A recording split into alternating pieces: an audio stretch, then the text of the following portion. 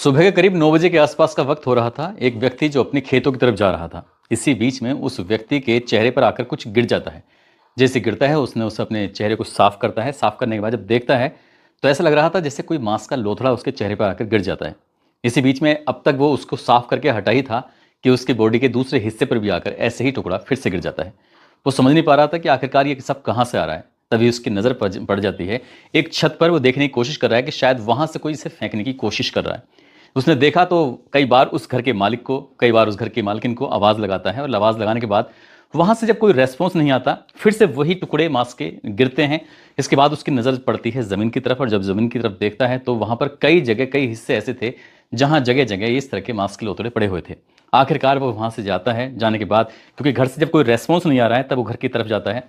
और घर की तरफ जाने के बाद जो उसने अपनी आंखों से जिस दृश्य को देखा, उसको देखने के बाद वो देखते ही रह जाता है। दरअसल एक व्यक्ति है, उसके एक तरफ उसकी माँ की लाश पड़ी हुई है, दूसरी तरफ उसकी बीवी की लाश पड़ी हुई है, और उसने दोनों की खोपड़ी को पूरी तरह से तोड़ दिया था। तोड़ने के बाद उनके अंदर से मांस निकाल निकाल के वो लगातार इधर से उधर फेंक रहा था। कुछ हिस्सों को उठाता था, और उठाने के बाद कुछ हिस्सों को वो मुंह में भी रख लिया करता था। जैसे ही उस लड़के ने इस दृश्य को देखा, उसकी चीख निकल जाती है, और वो जोर जोर से चीखता है, चिल्लाता है, और आसपास के लोगों को उस घर की तरफ इकट्ठा करने की कोशिश कर रहा था, जिससे क्या उस दृश्य को रोका जा सके। जो हुआ था वो वाकई बहुत भयानक होता है। इसके बाद 112 नंबर पर पुलिस को फोन किया जाता है, सूचना दी जाती है, और जैसे ही पुलिस को सूचना लगती है तो यहाँ पर भारी पुलिस बल मौके पर आ जाता है। आगे जो होता है उस कहानी के बाद ये पूरी घटनाक्रम लोगों के सामने आता है, तो लोगों को यकीन नहीं हो रहा था कि जो अपने परिवार का एक इकलौता बालक है, वो आखिरकार ऐसा कैसे कर सकता है। आदाब, नमस्कार, सत श्री अकाल। मैं उस्मान सैफी। आज की जो सच्ची घटना मैं आपको सुनाने जा रहा हूं, ये सच्ची घटना है उत्तर प्रदेश के जिला कुशीनगर की। कुशीनगर का एक थाना लगता है अहिरोली बाजार, और अहिरोली बाजार का एक गांव लगता है टोला परसा। बात कर रहा हूं 12 जनवरी 2026 की सुबह लगभग 8 बजे के आसपास का ये वाकया रहा होगा। इस घर में एक सास है जिसका नाम रूना देवी है, उम्र जिसकी लगभग 60 साल के आसपास है। उनकी बहू है जिसका नाम प्रियंका है, और उम्र जिसकी लगभग 28 साल के आसपास है। सास अपनी बहू से कहती है कि बहुत ज़्यादा सर्दी हो रही है, एक काम कर लो, अलाव जलाते हैं और छत पर आराम से बैठते हैं। सास और बहू ने अलाव का इंतज़ाम किया, और अलाव का इंतज़ाम करने के बाद आराम से बैठकर तापने लगती हैं। अभी वो तापने की शुरुआत ही की थी, लगभग 8:15 के आसपास का वक्त हुआ होगा। इसी बीच में इस घर का जो लड़का है, जिसका नाम सिकंदर गुप्ता है, जिसकी उम्र लगभग 30 साल के आसपास है, वो भी आ जाता है। और वो जो आता है तो जो छत पे चढ़ने की कोशिश कर रहा था, जीने के रहा, तो उस पर चढ़ा नहीं जा रहा था। कई बार गिरने की भी उसकी स्थिति हो जाती है। हालांकि वो किसी तरकीब से छत पर पहुंच जाता है अपनी माँ के पास, और अपनी माँ को भी जाके सुबह सुबह राम राम करता है। अपनी पत्नी से भी जाकर वो बातचीत करता है। जैसे ही पत्नी ने उसको देखा, देखते ही कहा कि तुमने सुबह सुबह शराब पी ली है, किस तरह की तुमने हालत बना ली है, कितने अजीब हो गए हो तुम। इस तरह की बात थी। पत्नी ने अभी ये बात कहकर हटी ही थी कि वो फिर से उस अलाव को जलाने की कोशिश में जुट जाती है। जो माँ थी वो भी अपना काम कर रही थी, वहीं बैठी हुई थी और बातचीत भी कर रही थी, लेकिन वो जानती नहीं थी कि आखिरकार सिकंदर गुप्ता के दिमाग में चल क्या रहा है। वहीं पास में एक पत्थर पड़ा हुआ था, पत्थर को उठाता है। उठाने के बाद अपनी पत्नी प्रियंका के सर में एक के बाद एक पीछे से वार कर देता है, और उसको ना चीखने का, ना उसे चिल्लाने का, ना कुछ कहने का उसे मौका ही नहीं मिल पाता, अवसर ही नहीं मिल पाता। और जैसे ही रूना देवी ने ये बात देखी, अपने ही बेटे को, अपनी ही बहू को पिटते हुए देखा, मरते हुए देखा, तो वो बेहोश हो जाती है। हालांकि उसने अपने बेटे को रोकने की हल्की सी कोशिश की थी, लेकिन बेटा अपनी माँ को पत्नी को छोड़ता है, और वो जैसे अपनी पत्नी को मार रहा था वैसे ही अपनी माँ पर भी हमलावर हो जाता है। एक के बाद एक माँ को कूचना शुरू कर देता है, उस पत्थर से बार बार मारता है, वहां से हटता है, फिर पत्नी को मारता है, और दोनों का सर पूरी तरह से फट जाता है। उसके बाद वहां आराम से इत्मीनान से बैठ जाता है। एक तरफ अलाव जल रहा है, एक तरफ माँ की लाश पड़ी हुई है, एक तरफ उसकी पत्नी की लाश पड़ी हुई है। इसके बाद वहां पास में बैठने के बाद उनकी खोपड़ी से निकले हुए मांस को निकालकर इधर से उधर वो फेंकना शुरू कर देता है। उसके बाद फिर जो यहाँ से राहगीर गुजर रहा है या गुजर रहे हैं, उनके ऊपर जब मांस के लोथड़े गिरते हैं, तो राहगीरों ने इसे देखा, और देख के शुरू में तो बड़ा आश्चर्य हो रहा था कि आखिरकार ये आ कहाँ से रहा है, ये क्या चीज़ है, क्या नहीं है। और जैसे ही उस घर में रूना देवी को बार बार आवाज़ लगाई जाती है, लेकिन रूना देवी की तरफ से कोई भी रेस्पॉन्स नहीं था। किसी को भी इस बात की भनक तक नहीं लग पाती है कि इस घर के अंदर एक नहीं बल्कि 2 कत्ल हो चुके हैं, वो भी सुबह सुबह दिन निकलते हुए। किसी को ना चीखने की आवाज़ आती है, ना किसी को चिल्लाने की आवाज़ आती है। ये सब कुछ अब तक नॉर्मल लग रहा था, लेकिन राहगीर को जैसे ही पता चलता है, उन्होंने अपनी आंखों से जब दृश्य को देखा, तो वो मांस के लोथड़ों को फेंक भी रहा था, और साथ ही वो अपने मुंह में दबाकर उसको खाने का भी प्रयास कर रहा था। इसी बीच में बहुत सारे लोग इकट्ठे हो जाते हैं, और जैसे लोग इकट्ठे होते हैं फिर पुलिस को सूचना दी जाती है।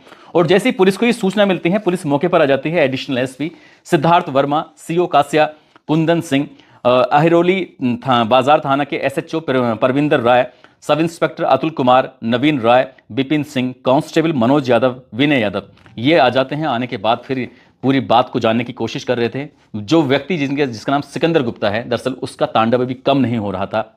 वो लोग उसके तरफ को आने की कोशिश कर रहे थे। वो बार बार पत्थर उठाता था। वो कहता था कि जैसे इनको मारा है तुम्हें भी वैसे ही मार दिया जाएगा। पुलिस को भी उसने ऐसे ही डराता रहा और लगभग अगले 2.5 घंटे तक इसी तरह से गांव में तांडव जैसा माहौल था। आखिरकार पुलिस ने जाल बिछाया और जाल बिछाने के बाद जैसे ही उसकी नजर बसती है तभी कांस्टेबल ने उसको दबोच लिया। 2.5 घंटे की कड़ी मशक्कत के बाद आखिरकार सिकंदर गुप्ता पकड़ा जाता है। पकड़ने के बाद उसको जैसी हालत हो रही थी, ऐसा लग रहा था जैसे अर्धविकसित है, जैसे क्या मंदबुद्धि है, जैसे इसका बिल्कुल पूरी तरह से दिमाग खराब है। तभी डॉक्टर को बुलाया जाता है, उसका शुगर भी चेक कराया जाता है, उसका बीपी भी चेक कराया जाता है, लेकिन वो दोनों सामान्य पाए जाते हैं। आखिरकार पुलिस ने जब इस मामले की जांच पड़ताल करना शुरू की है तो पता चलता है कि टोला परसा गांव का रहने वाला एक व्यक्ति जिसका नाम बनवारी होता है। बनवारी को पहली बेटी पैदा होती है जिसका नाम प्रतिमा रखा जाता है। फिर दूसरी बेटी पैदा होती है, उसका नाम शीला रखा जाता है। तीसरी बेटी पैदा होती है, उसका नाम शोभा रखा जाता है। और चौथी बेटी पैदा होती है, उसका नाम सविता रखा जाता है। 4 बेटियों के बाद फिर एक बेटा पैदा होता है जिसका नाम सिकंदर रखा जाता है। सब कुछ ठीक चल रहा था जिंदगी में। एक एक बेटी की शादी करते चले जाते हैं। माँ बाप बेटा सब इस घर में खुश हैं। जब चारों बेटियों की शादी हो जाती है, बेटे ने फैसला लिया कि वो अब यहाँ नहीं रहेगा, यहाँ से बहुत दूर कमाने के लिए जाएगा।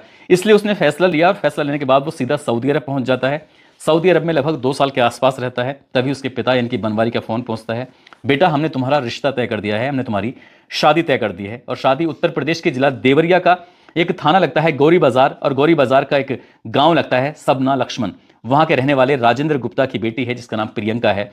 जैसे बेटे को खबर लगती है, वो अपना टाइम पीरियड पूरा करने के बाद सऊदी अरब से सीधा इंडिया आ जाता है। इंडिया आने के बाद मई 2021 में धूमधाम के साथ इकलौते इस बेटे की शादी होती है। पूरे गांव ने जश्न मनाया था। एक तरह से सब कुछ ठीक चल रहा था। उसके बाद उसने खाने कमाने के लिए मुंबई की तरफ रुख करता है। वहां वो शटरिंग का काम करने लगता है। लेकिन उसको खबर मिलती है कि उसके पिताजी की साल 2022 में एक सड़क दुर्घटना में कप्तानगंज में एक एक्सीडेंट होता है और उसके पिताजी इनकी बनवारी की मौत हो जाती है। अब घर में सिर्फ 3 ही सदस्य रहते हैं, माँ और बेटा है और उसकी पत्नी है। 4 बेटियों की शादी हो चुकी है, लेकिन बेटा मुंबई में कमाने के लिए जाता है, 2 महीने वहां काम करता है, उसके बाद यहां आ जाता है। इसी तरह से उसका रूटीन लगातार चल रहा था। अब से करीब 15 दिन पुरानी बात है, ये दिसंबर के अंतिम सप्ताह की बात है और साल था 2025। आखिरकार बेटा ही अपनी मां को शराब के नशे में, उसे कई तरह के नशे करने की लत लग जाती है, उसने अपनी मां को पीटना शुरू कर दिया। इसी बीच में आसपास के किसी व्यक्ति ने पुलिस को फोन किया। जैसे पुलिस मौके पर पहुंचती है, उसके बाद फिर पुलिस इसको डांटती है, फटकारती है। जैसी पुलिस इसे डांट फटकार रही थी, तभी मां गिड़गिड़ाते हुए पुलिस के सामने कहती है कि मेरे बेटे को माफ कर दीजिए, अब वो मुझे कभी नहीं मारेगा, अब मुझे वो कभी भी परेशान नहीं करेगा। यही बात उसकी बड़ी वाली बेटी को पता चल जाती है। बड़ी बेटी तुरंत ही गांव पहुंचती है और अब वो अपनी मां को अपने साथ लेकर चली जाती है। कहती है कि मैं तुम्हें यहाँ किसी भी कीमत पर नहीं रुकने दूंगी, क्योंकि ये बार बार तुम्हारे साथ ऐसे ही करेगा, ये बिल्कुल ठीक नहीं है। कुछ ऐसे ही करते करते जब ये वक्त थोड़ा बीत जाता है, अब से करीब 1 सप्ताह पुरानी बात है, ये बताया जाता है कि जनवरी 2026 के आसपास की बात है। तो मां कहती है कि घर में बहू अकेली है, बेटा कई बार घर से बाहर निकल जाता है, मैं अपनी बहू के पास जा रही हूं, मुझे जाने दो। मां अपने बेटी को छोड़कर अपनी बहू के पास आ जाती है ताकि वो बहू की देखभाल कर सके, बहू के साथ रह सके। और वो आराम से बहू और जो सास थी दोनों रह रही थी। और ऐसे ही रहते रहते ये तारीख आ जाती है 12 जनवरी 2026 की सुबह। लगभग 8 बजे के आसपास का वाकया था। इसी बीच में बेटा आता है, शराब के नशे में टुल था और उसने आते ही अपनी मां को भी मारा, अपनी बीवी को भी मारा और मारने के बाद उनकी खोपड़ी से निकाल कर उनकी मांस के टुकड़ों को बाहर फेंक रहा था। आखिरकार पुलिस ने उस आरोपी को गिरफ्तार किया। गिरफ्तार करने के बाद उसको जेल भेज दिया।